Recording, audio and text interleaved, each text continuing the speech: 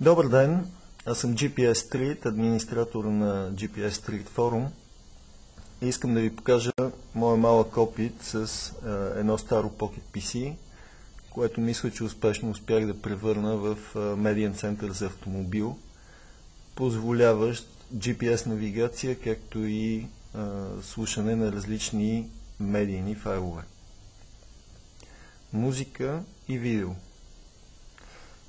Ето самото Pocket PC, купено от 2004 година, HP RX 3700. Вече е морално остарял спрямо новите зверове, които се появиха напоследък. Така че събираше прах.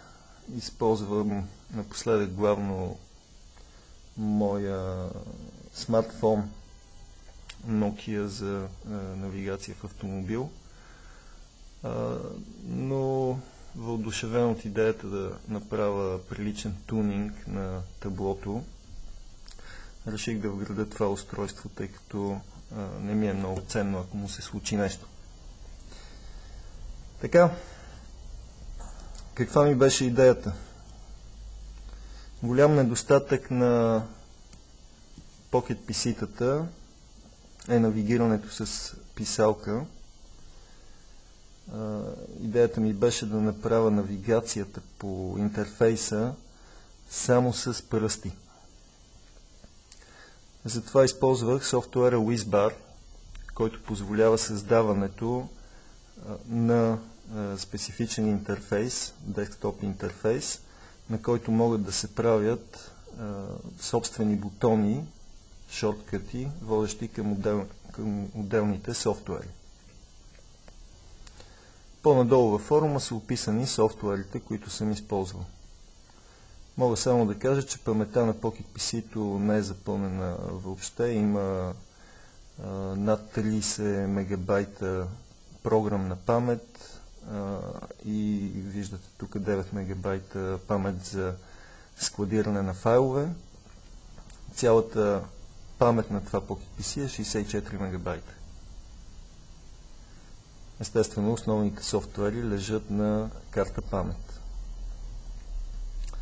Ето интерфейса, който постигнах. Виждате Internet Explorer, Messaging, имейл, както и експлорер на файлове, като малки иконки. След това двете основни неща, на които съм наблегнал, е GPS навигация и медиа. Ако кликнем на медиа, имаме избор между музика и видео. Ако кликнем на музика, имаме избор между различни директории с музика. На картата имам над 500 песни.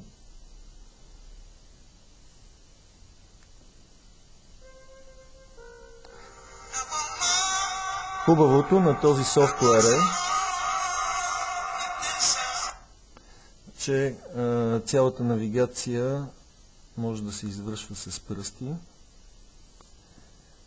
Могат отделните програми директно да се затварят от бутона за затваряне, а не само да се минимизират.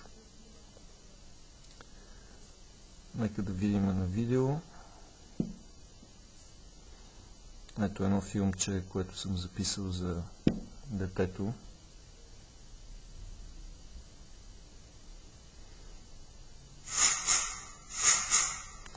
Естествено няма да го гледаме сега. Това е само за демонстрация.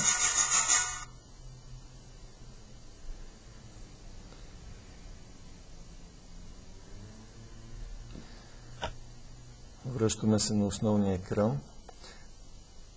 WizBar позволява създаването на множество страници или екрани като интерфейс. Виждате страницата за медиа, от която е нова страница за музика, от която нова страница за видео, бутон за връщане на главното меню. Сега може да отидем на GPS навигация, където имаме избор между две програми Garmin или TomTom. Garmin отскоро може да работи с GPS приемници на други фирми, което мисля, че ще направи програмата Mobile XT много популярна. Нека да я пуснем. В момента не съм конектнат към GPS приемник.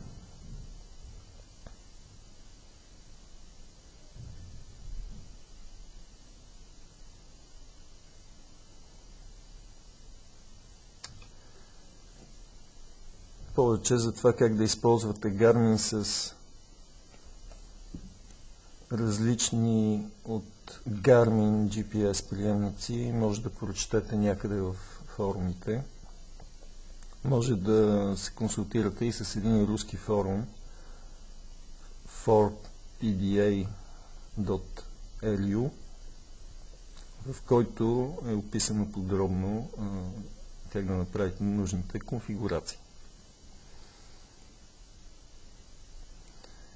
Така. Хубавото на Mobile XT е, че освен карти за пътна навигация, може да разглеждате и карти,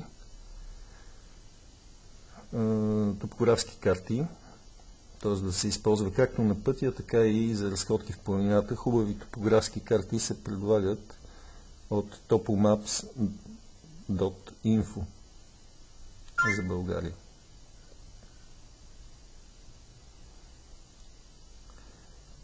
Интересното в моята конфигурация е, че лесно може да се навигира по пътя, т.е. да виждаме екрана за навигация и в същото време да слушаме музика.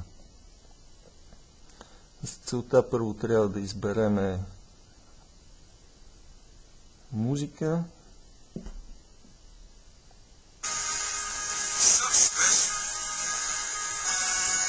След което да стартираме софтуера за GPS навигация. Този път ще пусне TomTom.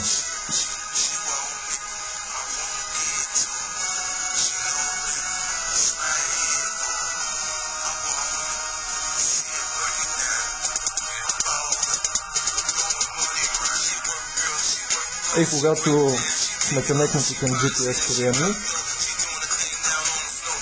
естествено виждаме екрана за навигация, като в същото време може да слушаме медийни файлове.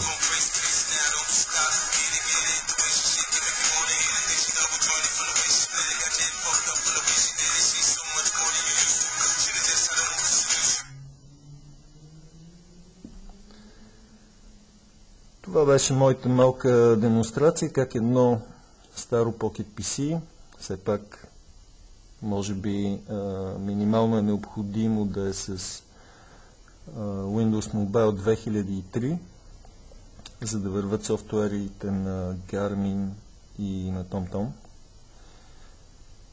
Но, окей, това беше пример как може да се използва за медиен център в колата. Вече допълнително в автомобила може, ако имате на радиоуредбата вход за външен източник, свързването е лесно. Аз лично имам старо